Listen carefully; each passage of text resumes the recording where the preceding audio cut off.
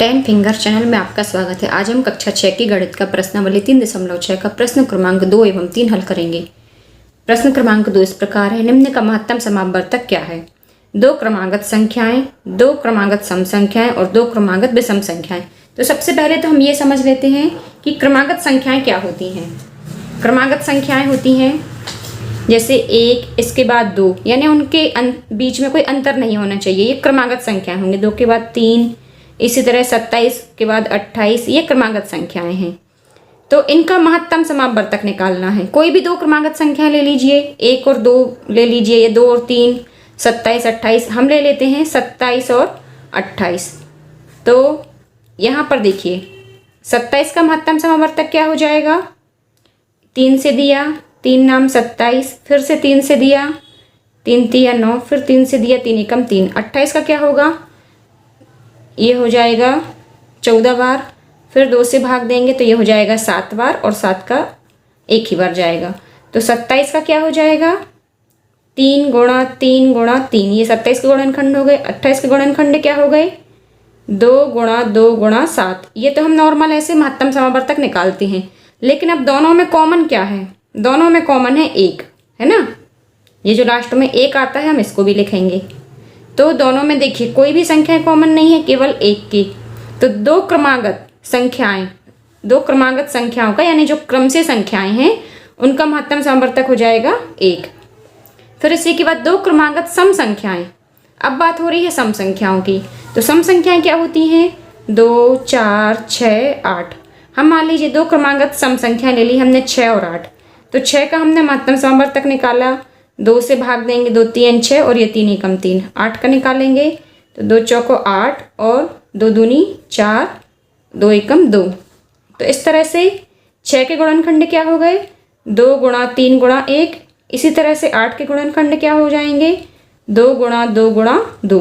एक लिखना जरूरी नहीं है, एक यदि आवश्यकता होगी, ऊपर आवश्यकता थी तो लिखा, यहाँ पर हमें आवश्यकता नहीं दिख रही, क्योंकि दोनों में 2 उभयनिष्ठ है।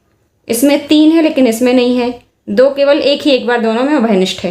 इसलिए इन सम संख्याओं का जो महत्तम समावर्तक है वो क्रमागत है ना, 6 और 8। 6 के बीच में 7 आता है तो वो सम नहीं है, विषम है।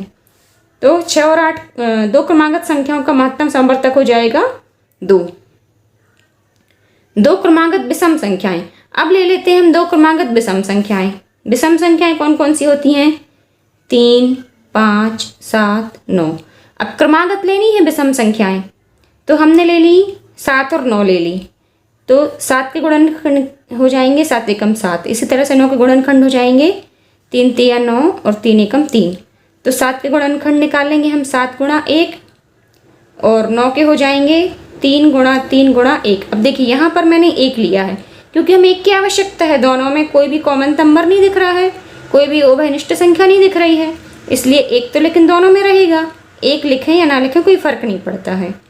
तो हमने दोनों में से 1 ले लिया कॉमन। तो इस तरह से दो क्रमागत विषम संख्याओं का, ये देखिए दोनों क्रमागत हैं 7 और 9, तो इनका विषम संख्याओं का महत्तम समावर्तक HCF क्या हो जाएगा? HCF ये हो जाएगा हमारा 1, है ना। अब इसी का प्रश्न क्रमांक 3 है, अभाज्य गुणनखंड द्वारा दो सह अभाज्य संख्याएं तो आप लोग समझते होंगे, यानी कि जिनमें कोई भी कॉमन फैक्टर ना हो। कोई भी कॉमन फैक्टर यानी कि कोई भी ऐसी संख्या ना हो जो दोनों में उभयनिष्ठ हो, है ना। 1 के अलावा, 1 तो सब में होता है कॉमन।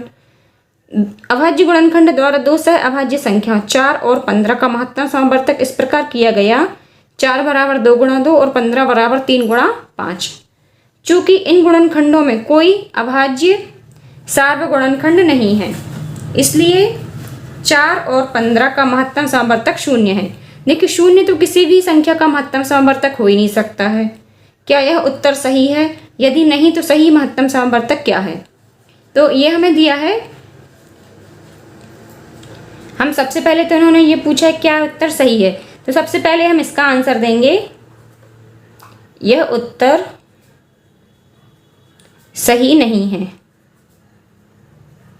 अब यदि ये उत्तर सही नहीं है, ये 4 और 15 का महत्तम समावर्तक 0 तो नहीं हो सकता, तो ये उत्तर हमारा गलत है।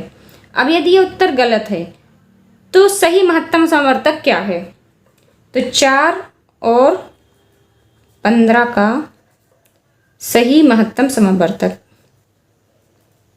ये हो जाएगा 4 का गुणनखंड क्या हो जाएंगे? 2 गुणा 2 गुणा 1 है ना। अब यहाँ आवश्यकता है तो हमने 1 लिख लिया। 15 के कितने हो जाएंगे? 15 के हम निकाल के देख लेते हैं। 3 5 15 और ये 5 एकम 5, तो ये हो जाएंगे 3 गुणा 5 गुणा 1। हमें कैसे पता चलेगा कहाँ आवश्यकता है कहाँ नहीं है? क्योंकि देखिए 4 और 15 दोनों एक सम है और एक विषम है, तो दोनों में कोई कॉमन फैक्टर तो मुश्किल है आना, है ना। अब जब नहीं आ रहा है कॉमन फैक्टर तो एक तो सब में रहता ही है, इसलिए हमने 1 भी लिख लिया यहाँ पे। तो ये देखिए दोनों में क्या है? 1 कॉमन है ना। तो इसलिए 4 और 15 का सही महत्तम समावर्तक बराबर ये हो जाएगा 1, और यही होगा हमारा आंसर। उम्मीद करती हूँ ये दोनों प्रश्न आपको समझ में आ गए होंगे। ये प्रस्तुति 10 फिंगर्स चैनल की ओर से थी। देखने के लिए धन्यवाद।